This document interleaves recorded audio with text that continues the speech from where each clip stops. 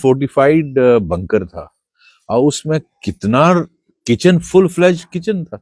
अब देखिए वहां चावल की बोरियां, वहां घी, अंडों की ट्रे, मैगी, क्या क्या नहीं था। उस जगह पर वो सारा सामान कहीं आसपास के गांव से आया होगा, पाकिस्तान से तो आ नहीं सकता। उंगलियों पे गिन सकते हैं कितनी दुकानें होंगी, आसपास के गांव में कितनी दुकानें होंगी, है ना। वो उनको पता है कि ये सामान कौन लेके गया, कोई ना कोई एविडेंस वो छोड़ जाता है। तो उस एविडेंस से आपने उन लोगों तक पहुंचना है जिन्होंने ये सामान उनको दिया, महीनों का राशन।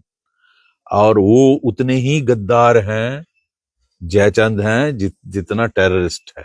कहीं ना कहीं हमारे टैक्टिक्स में कमी है। वहां शत्रु में आई अंडरस्टैंड, यहां तो इतनी डिफिकल्ट टेरेन नहीं है ना। बजालता, जो मजालता है उधमपुर का, रामनगर तहसील में, वो तो डिफिकल्ट टेरेन नहीं है, बिल्कुल सिंपल एरिया है, प्लेन एरिया है। वहां से टेररिस्ट भागने नहीं चाहिए।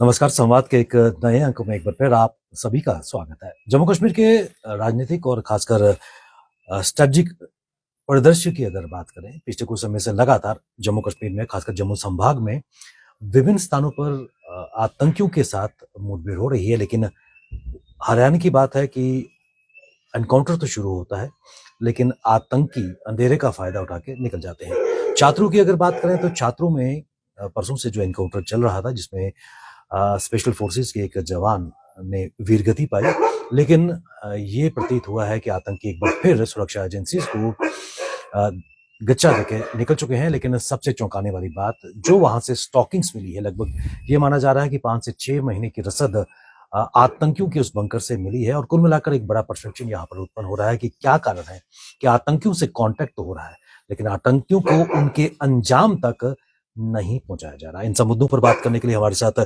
जुड़ चुके हैं डॉक्टर एसपी वैद साहब, जो किसी तारुफ के मोहताज नहीं है। फॉर्मर डीजीपी आप जम्मू कश्मीर के रह चुके हैं और जाने माने रक्षा विशेषज्ञ। सर, स्वागत है। सर, सबसे पहले मैं जानना चाहूंगा, लगातार चाहे इस वर्ष की शुरुआत की अगर बात करें, छात्रों में एनकाउंटर चल रहा था, पिछले वर्ष भी सितंबर और नवंबर में भी वहां पर एनकाउंटर हुआ। आतंकी अंधेरे का फायदा उठाकर कॉर्डन को तोड़ के भाग जाते हैं। हम बिलावर की बात करें, मजालता उधमपुर की अगर बात करें, तो यही तस्वीर, यही एक सीक्वेंस ऑफ इवेंट्स नजर आ रही है। किस नजरिए से सर आप इसको देखते हैं? ये दो चीजें दिखाता है। एक कि जो सुरक्षा बल है वो काफी मेहनत कर रहे हैं और वो जिस तरह ऑपरेशन ऑल आउट होता है कि हम इनको छोड़ेंगे नहीं, जो लोग अंदर आ चुके हैं और उसको सीरियसली उनको खत्म करना चाहते हैं, इसमें कोई शक नहीं। चाहे वो JNK पुलिस हो, आर्मी हो या पैरामिलिट्री फोर्सेस। और आपने देखा इसको हाईएस्ट लेवल पे सीरियसली लिया जा रहा है। अभी कुछ दिन पहले यूनियन होम मिनिस्टर साहब ने दिल्ली में बैठक की, सबसे रिव्यू किया।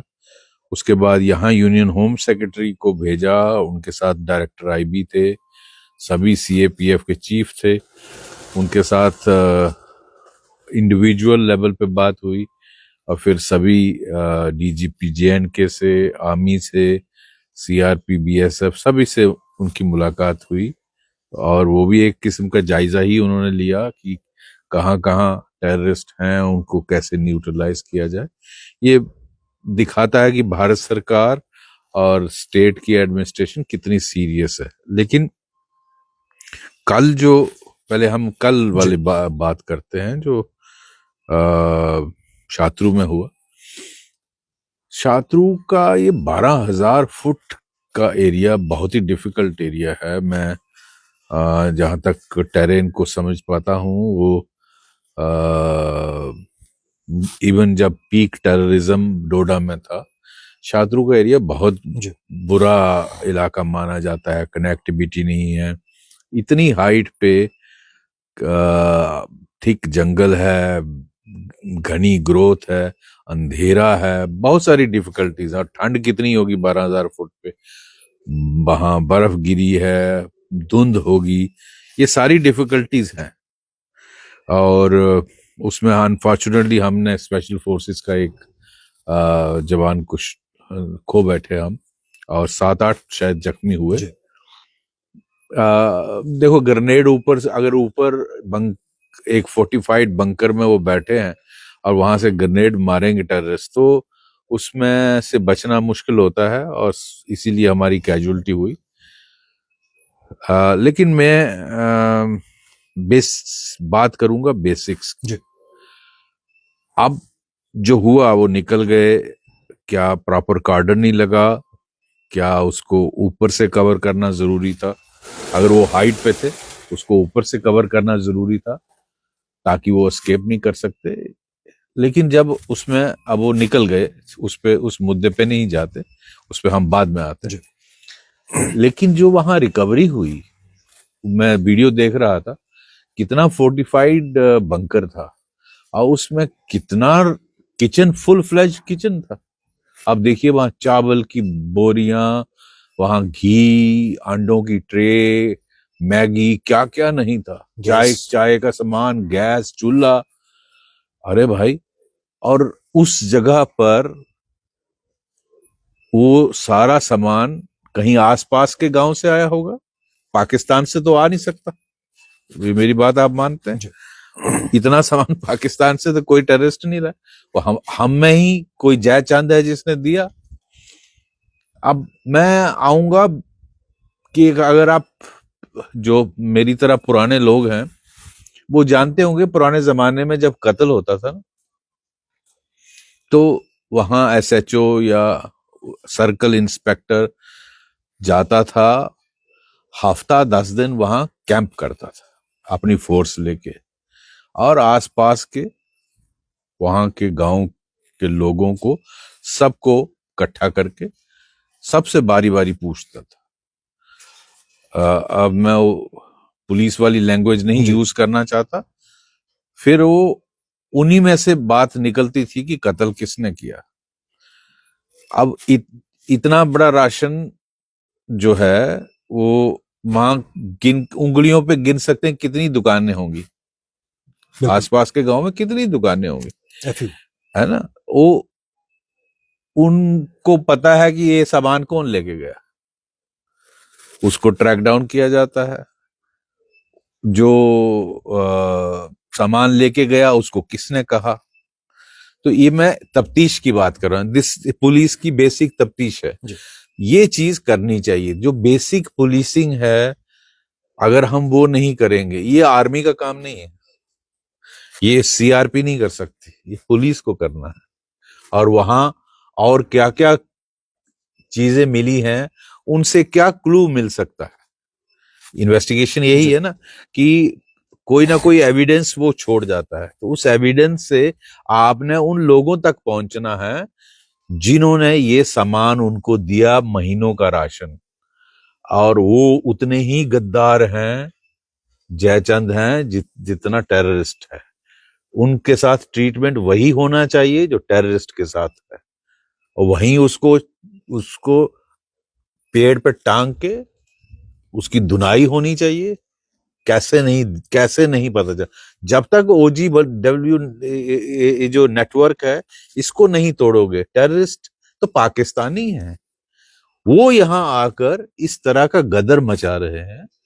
तो ये लोकल लोगों की मदद के बगैर हो सकता है?